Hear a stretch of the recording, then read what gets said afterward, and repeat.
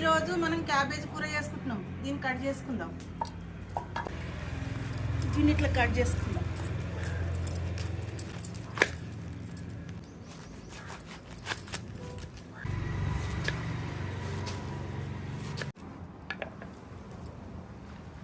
కడాయి పెట్టుకుందాం.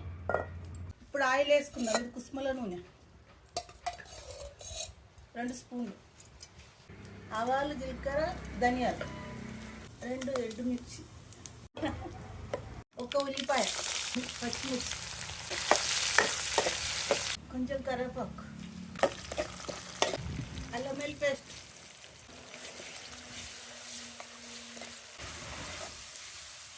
కస్తూరి మెంతి వేసుకుందాం. క్యాబేజ్ కట్ చేసి పెట్టుకున్నది ఇంట్లో వేసుకుందాం.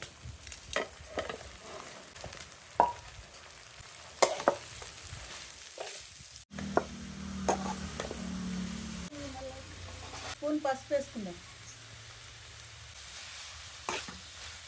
2 స్పూన్ల కారం, 1 స్పూన్ ఉప్పు. ఇది టమాటోతో మిక్సీ పట్టి పెట్టిన ఇది వస్తుంది. 1 స్పూను కొబ్బరి పొడి వేసుకుందాం. కొంచెం ధనియా పొడి, కొంచెం కొత్తిమీర వేసుకుందాం.